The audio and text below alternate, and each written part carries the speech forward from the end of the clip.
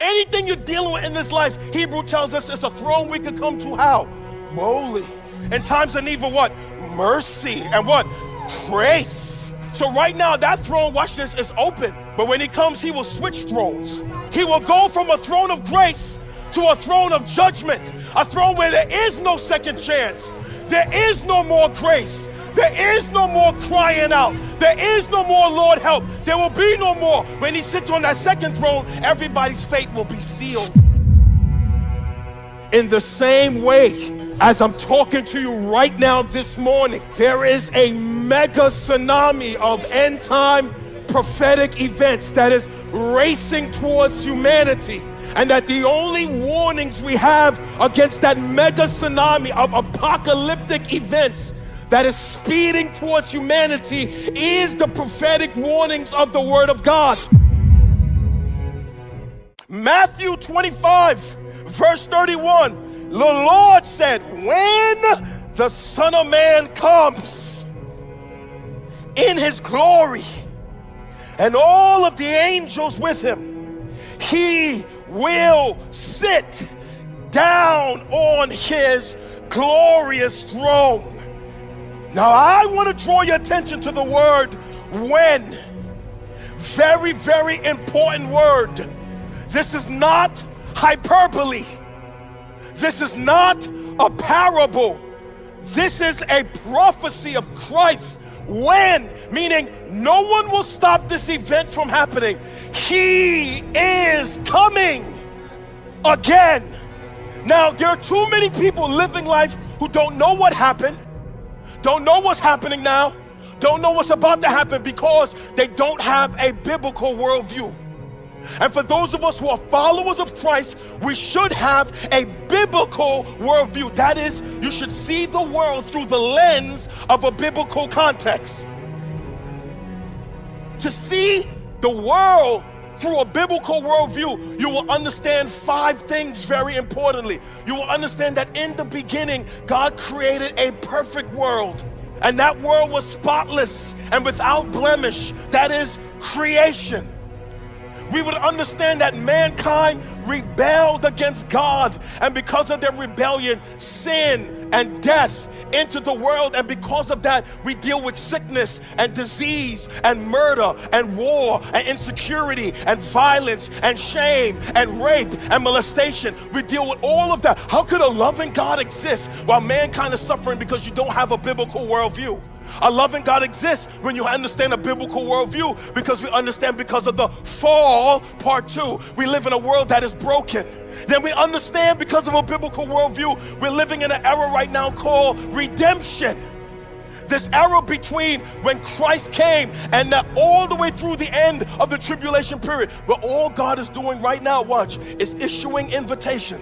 All God is doing right now in this era, issuing invitation to human beings. And we're living in the era where people who are hearing that invitation are coming aboard the ark of safety. They're being saved. And this generation, watch, this invitation eventually will go silent.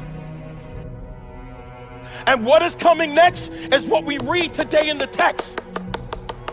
What is coming next? 4th word, consummation. The end of all things as we know it is the next thing on the clock. And following consummation is the 5th word, new creation. The brand new heaven and the brand new earth that only the redeemed will live in. And so when we have a biblical worldview, oh my God. When we have a biblical worldview, you understand that the breath you're taking right now is in the era of redemption, and the thing that is most important to God now is the fishing of men. The harvest, that there is nothing more important to him. So if we ain't about that with him, what are we about? If we're not partnered with him in our prayers and our labor and our giving, if we're not partnered with him, then what is your Christianity about right now?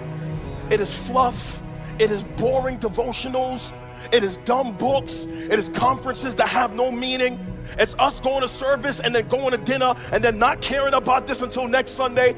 If your heart and your giving and your life and your prayers and your mind is not partnered with God in the redemption of souls, if that is the thing that is most important to him right now, and we're not about that life, then what life are we about as Christians?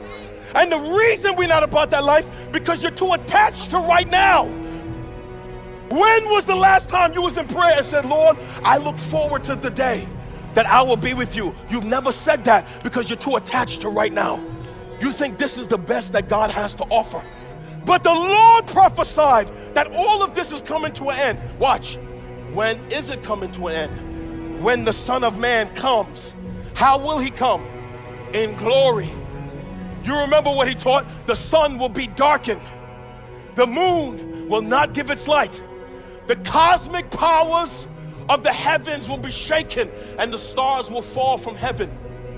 The world will be in blackness. Everybody's staring at the sky, confused and terrorized during the tribulation period, and then the sign of the coming of the Son of Man.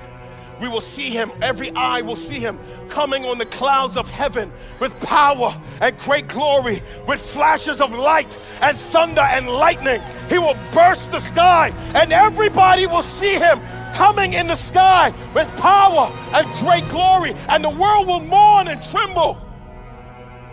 Fortunate is the one who reads aloud the words of this prophecy. Read the whole book. All you want to do is listen to sermons. Read. All you want is podcasts. Read. The more you read, the more on fire you will be. Blessed is the one who reads aloud. Man, if you don't want to read, just put it on in the car while you're driving. Blessed is the one who reads or listens to the words of this prophecy. And blessed are those who what? Who hear, pay attention, and who watch. Keep what is written in it, for the time is near. Now, let me just read to you, let me just show you some of this stuff that's going to happen during the tribulation period, the back half after the abomination of desolation. Bible study. I'm just going to read Revelation chapter 2, verse 8. The things that's going to be poured out are pictured as trumpets, bowls, and seals. The execution of the full wrath of God on humanity after the desolation, after the abomination of desolation. Watch, and after the abomination of desolation, that temple is going to be left desecrated. The Jews will not be able to go in there. This man will set himself up as God, and as soon as he sets himself up as God, God sees that from heaven, and he pours out his full wrath on all humanity. Look at some of the things that's going to happen. He says, when the Lamb opened the seventh seal, there was silence in heaven, that is, get ready, for about a half an hour. Then I saw 7 angels who stand before God, and the 7 trumpets was given to them. And another angel came and stood on the altar with a golden censer, and he was given much incense to offer, which were the prayers of all the saints on the golden altar before the throne, your prayers and mine. And the smoke of the incense with the prayers of the saints rose before God, is why we should be praying now, from the hand of the angel. Then the angel took the censer and filled it with fire from the altar and threw it in the earth. And there were peals of thunder, rumblings, flashes of lightning, and an earthquake. Now pay attention. Now the 7th angel, who had the 7 trumpets, prepared to blow them. The first angel blew his trumpet, and there followed a hail and fire mixed with blood, and these were thrown upon the earth. That is a hailstorm of fire. And 1/3 of the earth was burned up, and 1/3 of all the trees was burned up. That is a diminishing of oxygen. And all green grass was burned up. That is, everything is left brown. The second angel blew his trumpet, and something like a great mountain, that's a meteorite, burning with fire, was thrown into the sea. And 1/3 of the sea became blood. That is, 1/3 of all the oceans was polluted. 1/3 of all the living creatures in the sea died. That is, no fishing trade. And 1/3 of all the ships was destroyed. That is, trade was destroyed. No goods coming into your nation. The third angel blew his trumpet, and a great star fell from heaven, blazing like a torch. And it fell on 1/3 of the rivers and on the springs. And look what it says. And of the water, the name of that star is wormwood. And 1/3 of the waters became wormwood, and many people died from the water because it had been made bitter. Dang, it's gonna be bad. The fourth angel blew his trumpet, and a third the sun struck, and a third of the moon, and a third of the stars, so that the third of their light might be darkened. That is going to be less sunlight. And a third of the day might be kept from shining, and likewise a third of the night. Then I looked, watch, and I heard an eagle crying with a loud voice, and it flew, woe, woe, woe to those who dwell on the earth at the blast of other trumpets, and 3 other angels are about to blow. And the 5th angel, chapter 9, verse 1, blew his trumpet, and I saw a star fall from heaven on the earth, and he was given the key to the shaft of the bottomless pit. He opened the shaft of the bottomless pit, and from the shaft rose smoke like the smoke of a great furnace, and the sun and the air were darkened with the smoke from the shaft. Then from the smoke came locusts on the earth, and they were given power like the power of scorpions, and they were told not to harm the grass of the earth or any green plant that remained or any tree, but only those people who do not have the seal of God in their foreheads. And they were allowed to torment all human beings for 5 months, but not to kill them. And their torment was like the torment of a scorpion when it stings someone. Watch. And in those days, people will seek death. Your family members are going to be there if they don't get saved now. The rapture happens 10 years from now, they'll be there. People will seek for death, and they will not find it. They will long to die, but death will flee from them. Look at Revelation chapter 3, verse 9. Revelation chapter 9, Revelation chapter 9, verse 13. Then the 6th angel blew his trumpet, I'm just speeding through, and heard a voice of the 4 horns of the golden altar before God, saying to the 6th angel who had a trumpet, release the 4 angels who are bound at the great river Euphrates. Right now in the Middle East, there's a river named Euphrates, and under that river are 4 demons waiting to be released. 4 angels waiting to be released. Watch. So that the 4 angels who have been prepared for the hour and the day and the month and the year were released to kill a third of all mankind. That is, billions of people are going to be killed by those 4 beasts. This is my prayer over you, that the Lord, I pray, would awaken every son and daughter. He will let you feel the winds of the end time blowing. I pray it would affect your prayer life. I pray it would affect you in private. I pray it would affect how you live. I pray it would affect how you post. I pray you would have a hunger for the word. I pray you would have a hunger for his spirit. I pray you will have increased discernment.